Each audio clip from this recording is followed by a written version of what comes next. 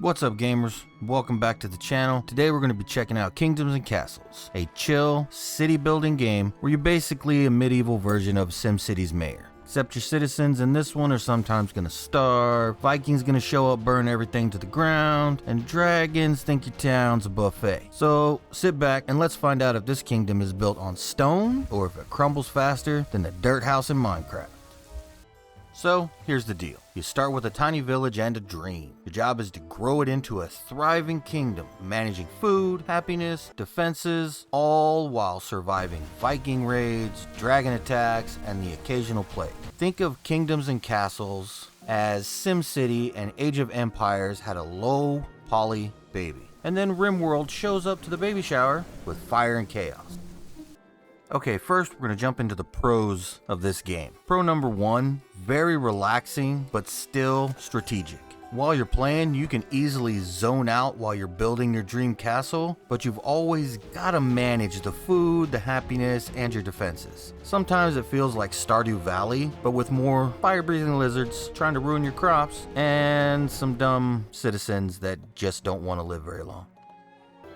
Alright, next on the pros, we have the art style. While the graphics are low poly, extremely charming game. Honestly, it feels like you got a Lego set that's come to life, except instead of stepping on pieces, hopefully you'll be stepping on Viking raids and surviving your dragon attacks. Other than that, very simplistic art style that just adds to the adorability of this game.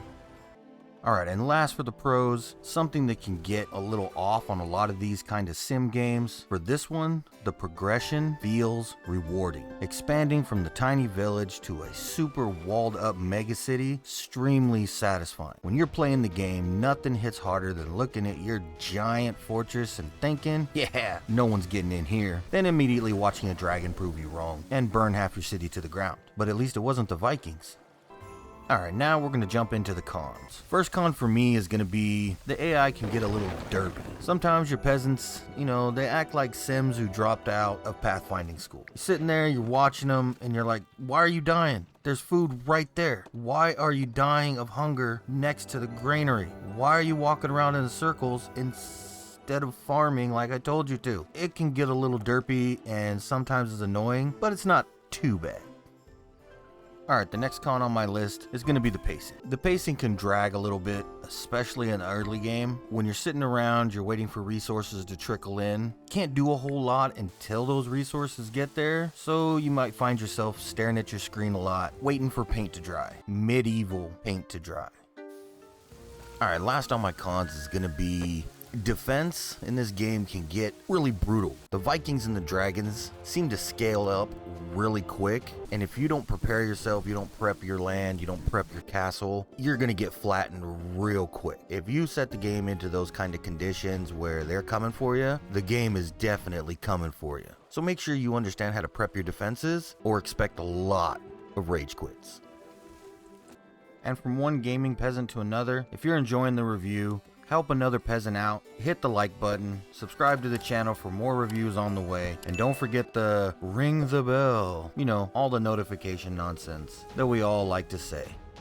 So overall, Kingdoms and Castles, charming mix of cozy city builder and a nice surprise of chaos generators. It's easy to pick up, hard to master, incredibly fun to watch your tiny town grow and burn to the ground occasionally. If you like city building, chill vibes, and the occasional kaiju attacking, sure, you'll have a blast. If you're allergic to some slow pacing, watching villagers make bad life choices might not be the game for you.